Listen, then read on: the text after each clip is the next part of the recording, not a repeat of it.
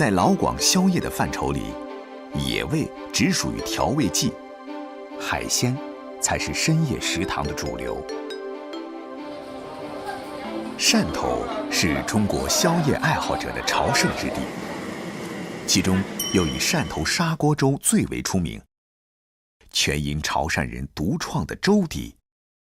粥在与各种各样的食材相遇后产生奇妙的变化，但是40年前的潮汕地区并没有用砂锅来熬粥的先例。马上做，我做完没给我讲啊。鱼翅鳗鱼粥，每天晚上最后一碗粥都是煮给我妈妈做夜宵吃的。把最好的一份材料留下来，煮每晚的最后一锅粥给妈妈吃，这份小小的孝举，在汕头濠江的这家小店里延续了10个年头。和其他宵夜档一样，从傍晚5点到凌晨4点，11个小时的忙碌，对于经营砂锅粥店的吴朝奇来说还不算结束。每一个新锅买回来的我都要检查一遍，要有回音。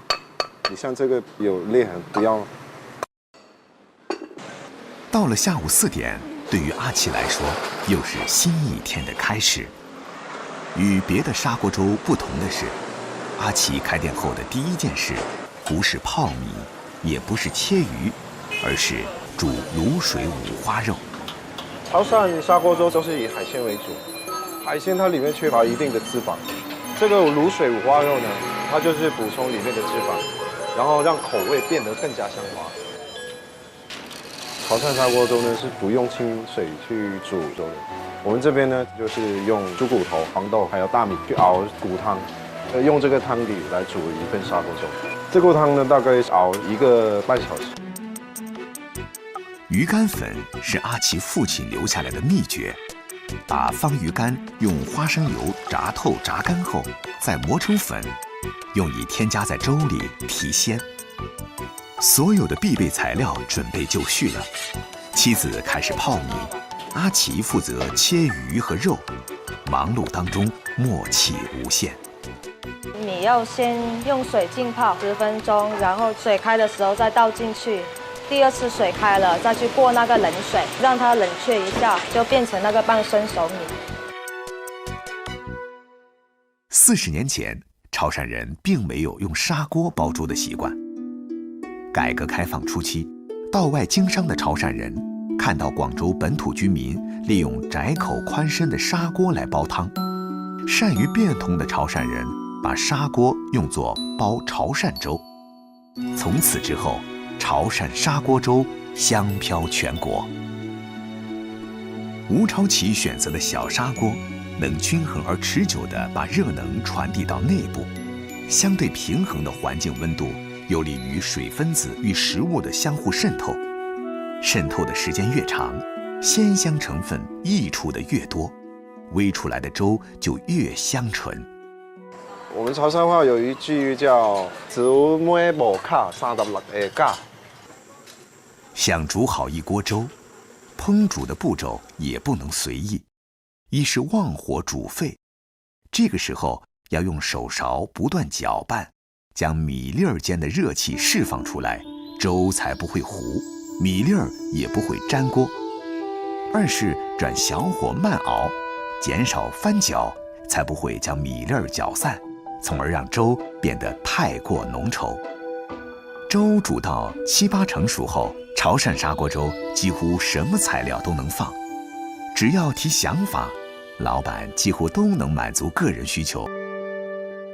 潮汕人不论贫富，早晚都会喝一碗粥，而宵夜的这一碗粥更为重要。每天夜幕降临，吴镇城的夜粥店就开始人头攒动。汕头的夜粥绝非字面上的喝粥，各类海陆空食材阵容豪华，高达400多种，而这些却全部归属于白粥的配菜。配菜在长达10几米的点菜台铺陈开来，即便是熟客也会踌躇不定，难以选择。这里没有那个点菜单，其实这里就是点菜台啊。你喜欢吃哪一种鱼，喜欢吃哪一种卤味，他手一指，我们就把它记起来。本地人喝叶粥必点的3类配菜是卤水、鱼饭和生腌。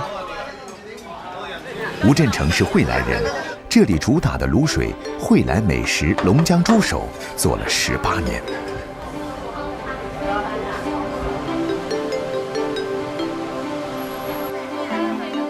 2000年，吴振成怀揣着5万块钱，凭借着祖传制作龙江猪手的秘方，来到汕头开始经营叶粥店。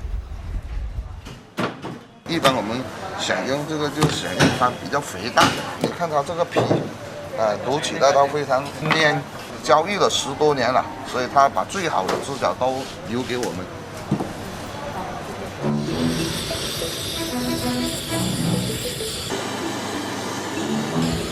买回来的猪手先得一只只进行脱毛，一道卤猪手能成为10几年的招牌菜，离不开吴振成对每一道繁琐制作工序的较真儿。猪手在火力的作用下，表皮收缩，烧至猪皮变硬，再放入冷水中刷洗，每一个缝隙都不放过。一冷一热，不仅能将表皮的细毛清理干净，也有助于猪手最后形成 Q 弹的口感。我爷爷做猪脚到现在40多年了，我10多岁就学他做龙江猪脚。小时候读完书啊，然后就来帮他切猪脚，洗猪脚。洗净的猪手顺着关节位分成3段，按大小依次码入锅中，倒入卤水就可以开卤了。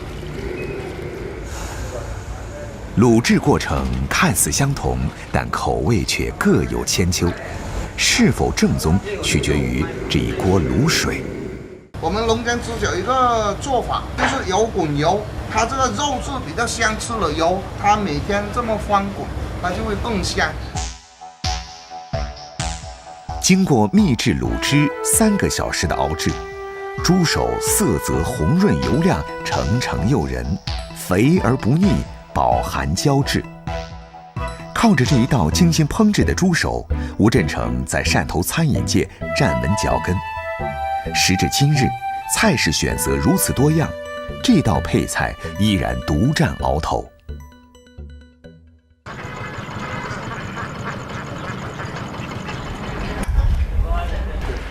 生意做大了，配菜显然不能只有卤水。一有空，吴振成便往海边跑。为了能拿到第一手海鲜，吴振成甚至入股了6艘渔船，常常跟着渔船出海，图的就是能优先选购。潮菜对食物的原汁原味极为看重，时刻非常讲究原材料的新鲜。昨天卖剩的货，你今天来煮给我们潮汕人吃啊，他嘴特别刁，他有的顾客一下子就吃你这个小鱼仔啊，不是今天的。今天天气不好，2次下网，只收获了3厘鱼，吴振成有些失望。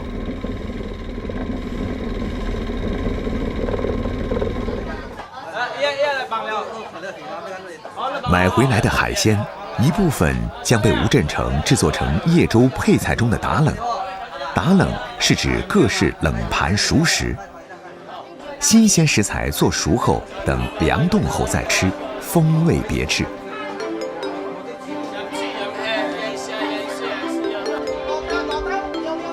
吃叶粥，被称为美食毒药的生腌海鲜是最后的至味，腌制以酱油为主料，再加入香菜、大蒜、辣椒等配料，浸入膏蟹、三眼蟹、虾菇、海虾、血蚶、生蚝等海鲜，现浸现吃。食过之后再吃熟食会索然无味，一般会留到最后搭配叶粥。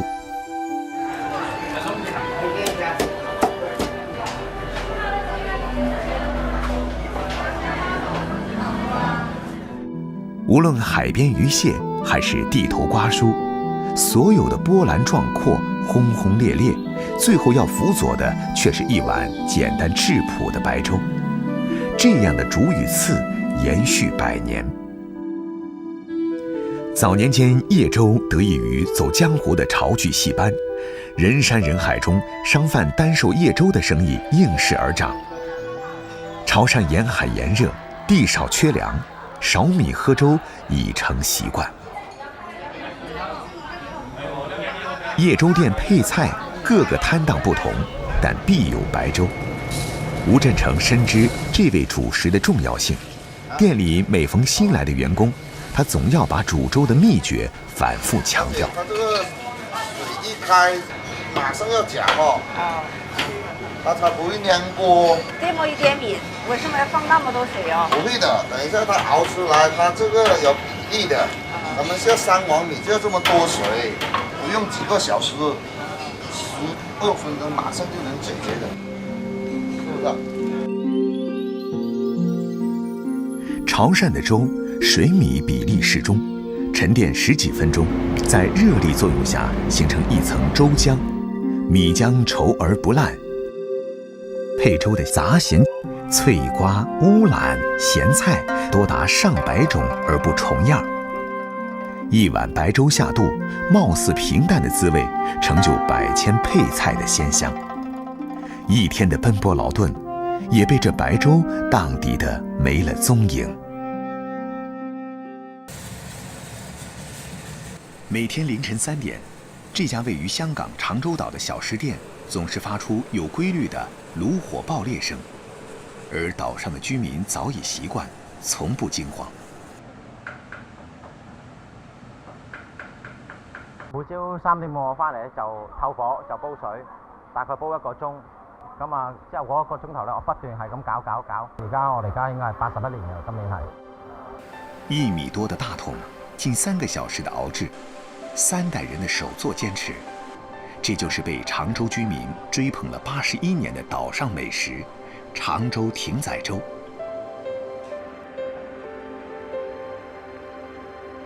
即係每朝我都咁樣洗，每一桶我要洗3次，攞3次水洗乾淨，咁啊攞去煲粥。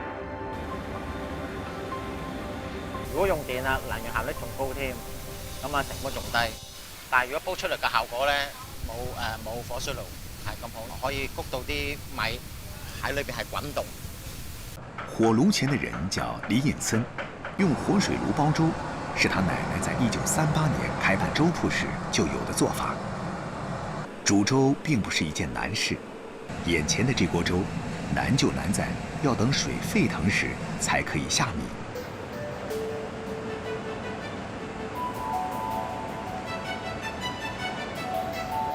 不停的搅拌是为了让粥出稠，米粒儿和沸水相撞。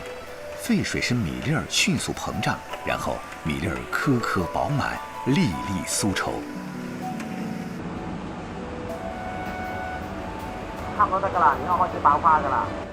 在活水爐爆熱的作用下，攪拌加快了米粒兒爆花的速度。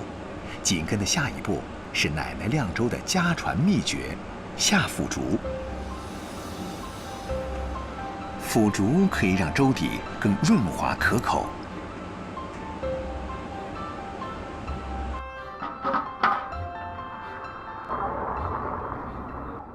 得啦，啲粥好靚好靚。黎恩记粥铺在长洲岛可谓无人不知、无人不晓。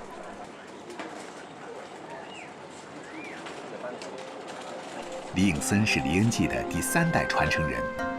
为了奶奶的这碗粥，李应森脱下了中环白领的西装，开始每天围着这炉头打转，这一转就是20年。多謝先嚇 ，OK。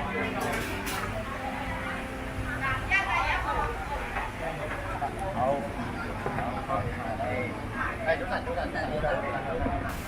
其實我由細到大個夢想咧係做生意，但係一定唔係飲食業，更加唔係粥鋪。我由細到我見我爸真係好辛苦，即係大汗揼細汗，好天曬落雨揼，咁啊有時天氣凍，凌晨3點幾又要起身。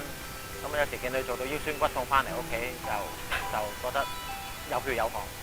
为了传承奶奶和父亲的手艺，李应森左手拿汤勺，右手拿面杆，面對轉業、困難和壓力撲面而來。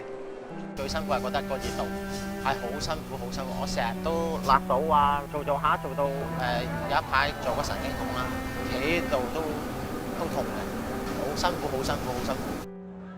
除了一碗新鮮滾熱辣的粥，李恩記還有一種引以為豪的地氣小吃——牛脷酥。牛脷酥、鹹煎餅和油條被稱為老廣的油氣三寶。相比起老廣早餐的標配油炸鬼，讓老廣欲罷不能的鹹煎餅、牛脷酥似乎不算太出眾，甚至有些年輕人連聽都沒聽過。牛脷酥並不是酥裡加了牛舌，而是它的形狀像極了牛舌頭而得名。牛脷酥的主要材料有南乳、雞蛋、麵粉和糖。要做一口酥香可口的牛脷酥，秘訣來自麵團。嗱，而家就落啲調味啦，落啲鹼水啦，咁啊等佢唔好起得咁快啦。慢慢搞，因為要搞到鹽啊，慢慢去溶晒，同埋嗰啲種咧，慢慢溶晒落去。咁啊溶咗之後咧，到時一猜嗰陣時咧，一攤佢會自己慢慢會升嘅。咁啊睇最靚嘅，用手猜咧，咁啊猜翻啲頭先喺機咧攪唔勻嗰啲麵粉，咁啊猜咗之後咧，咁啊可以起筋啦。要猜到佢滑晒，咁啊成個麵就好食噶啦。切塊壓形，放置高溫的油鍋，用猛火炸，炸至表面金黃，中間淺白時即可起鍋。這樣的牛脷酥不僅有油條的鬆軟口感，更有淡淡的鹹香味兒。拌粥來吃，可解油膩。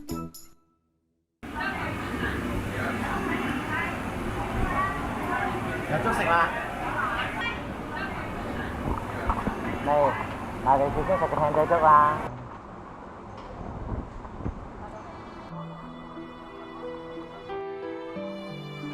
綿潤柔滑的粥底，加上魷魚、豬皮、魚餅、魚片、碎牛肉和花生米，1分鐘的猛火快拌，一碗獨具常州特色的艇仔粥應運而生。配上牛脷酥、油炸鬼、鹹煎餅、白糖糕，伴隨陽光鑽進人們的味蕾，叫醒了常州人一天的幸福。李應森說，李恩記已經被常州居民追捧了整整80多年。他要再掌勺20年，成就100年老店。